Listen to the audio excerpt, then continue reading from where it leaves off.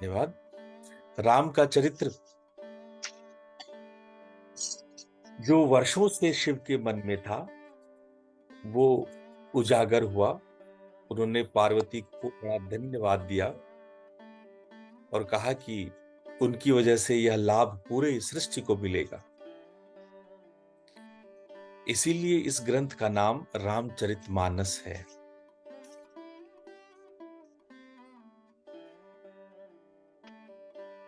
देख लें, कुछ साधकों को सुनाई नहीं पड़ रहा है। ये ये मीटिंग चालू प्रतीक हुई जी, है। मैंने आपको को होस्ट किया है।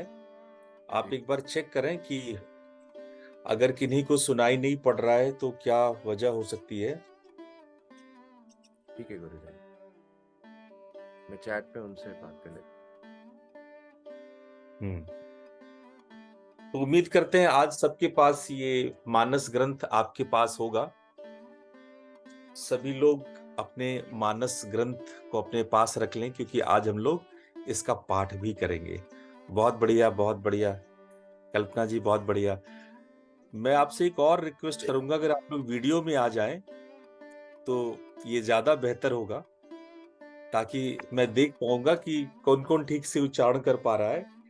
ये मानस ग्रंथ ये 3 साइज में आता है। ये मंझला साइज है, मीडियम साइज है। इसके अलावा एक बिग साइज का आता है, एक छोटे साइज का भी आता है। तो आप चाहे जो भी ले ले, इससे छोटा साइज भी ले सकते हैं और एक बिगर साइज आता है वो भी ले ले। What ever easy for you, जो भी आपके लिए सुलभ, सरल और आसान हो। रामायण को हमने पिछली बार बताया था कि कैसे पढ़ा जाता है, कैसे गाया जाता है। मैंने मास पारायण की बात की थी और 9 दिन में नवान पारायण करते हैं, 9 दिन का पारायण करते हैं, तो भी आपको बताया था। इसमें पहले से ही लिखा रहता है। आज हम लोग बाल कांड के कुछ कुछ एरियाज को टच करेंगे और उस पर मैं विस्तार करूंगा और उम्मीद करते हैं कि आप हमारे साथ गाएंगे। देखिए, गोस्वामी जी ने जो रामायण करा है उसमें 10,000 पंक्तियां हैं। 10,000 पंक्तियां तो अभी गाई नहीं जा सकती है, तो मैं कुछ कुछ अंश लूंगा वहां से, और वो जो आपको उसके गूढ़ रहस्य को बता सके, उसके भीतर की गूढ़ता को बता सके, उन अंश को मैं लूंगा। दूसरी बात यह है कि जो भी रामायण के शुरुआत में बाल कांड में बहुत बहुत ही अच्छे तरीके से गोस्वामी जी एक एक करके सबका वर्णन करते हैं, सबको प्रणाम करते हैं।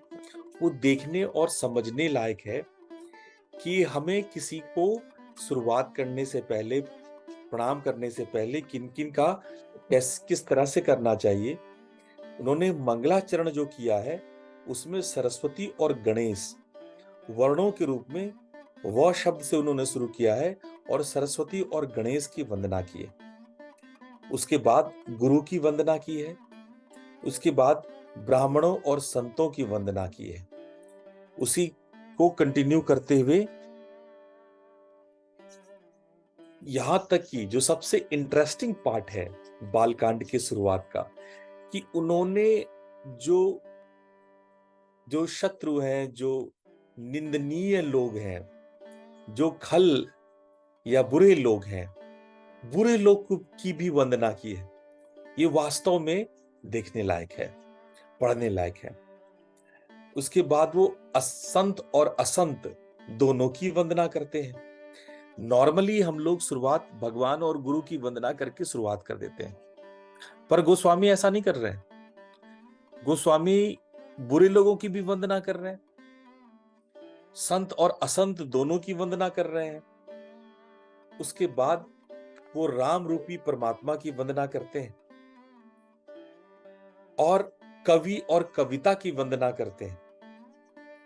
वाल्मीकि, वेद, ब्रह्मा, देवता, शिव, पार्वती, भगवान विष्णु, सबकी एक एक करके देवताओं की वंदना करते हैं, सीताराम के धाम की वंदना करते हैं और नाम की वंदना करते हैं, रामचरितमानस की वंदना करते हैं, मानस के रूप और उसका महात्म्य करते हैं।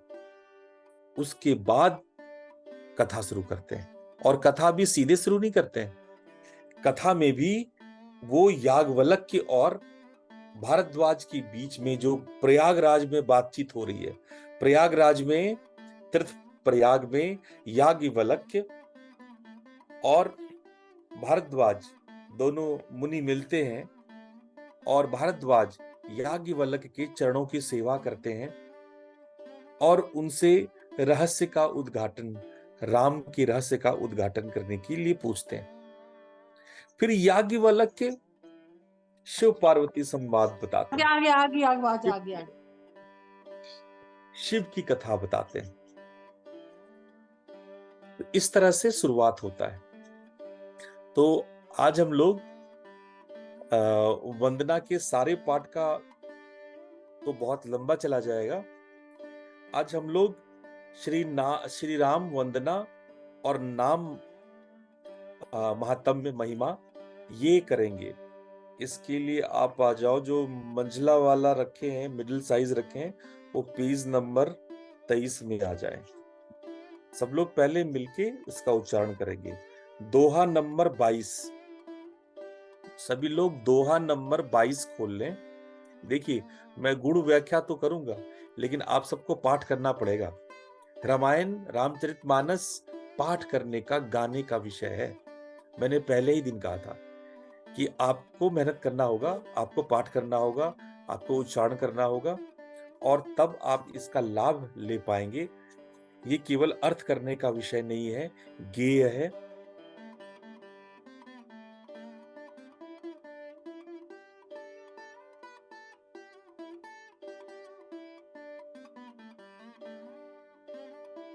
दोहा नंबर 22 पे आ जाइए।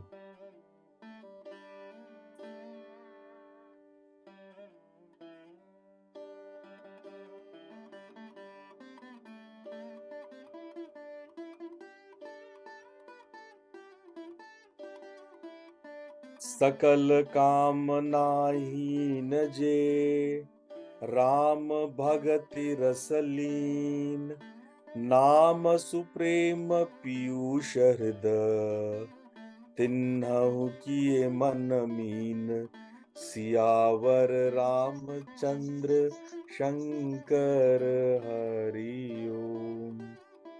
जो सब प्रकार के भोग और मोक्ष की कामनाओं से रहित और श्री राम भक्ति के रस में लीन है, उन्होंने भी नाम की सुंदर प्रेम की अमृत के सरोवर में अपने मन को मछली बना रखा है, अर्थात नाम रूपी सुधा का निरंतर आस्वादन करते रहते हैं, क्षण भर भी उससे अलग होना नहीं चाहते।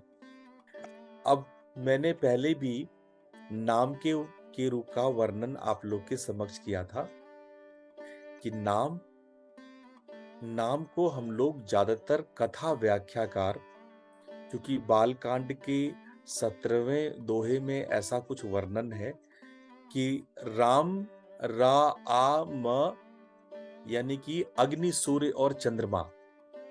रा आ म 3 शब्द है। र शब्द अग्नि के लिए, आ शब्द सूर्य के लिए, शब्द म शब्द चंद्रमा के लिए। तो लोग कहते हैं कि इसी नाम के बारे में वर्णन है, लेकिन जब आप इनके अर्थों को गहराई में उतर के पढ़ेंगे तो समझ में आएगा, ये नाम जो कहा गया है, ये राम नाम के लिए नहीं कहा गया है। ये कहा गया है उस आकाशीय गैबीय धुन की, उस अनहद ध्वनियों के बारे में जो नाद योगी निरंतर सुनते हैं। वो आवाज जो नामियों की आवाज है। इसीलिए उस समय प्रचलन में नामदान दीक्षा, जो लोग नाद योगी होते थे उन्हें नामदान की दीक्षा होती थी। ये परंपरा, जो नामदान शब्द है, वो कबीर पंथ से शुरू हुआ है। और आपको एक और मजेदार बता दें, कबीर के जो गुरु थे रामानंद जी, उन रामानंद के शिष्य ही तुलसीदास थे। यानी तुलसीदास जी के दादा गुरु और कबीरदास के गुरु एक ही थे। तुलसीदास के दादा गुरु और कबीर साहब के गुरु एक ही थे। मजेदार बात तो ये है कि कबीर पंथी यहां तक मानते हैं कि नानक को भी गुरु दीक्षा कबीर ने दी है। कबीर भी नानक के गुरु थे। और ये सबको नाद की दीक्षा, नाद योग की दीक्षा कबीर साहब से शुरू हुई। रामानंद जी ने इन सबको नाम दान दिया।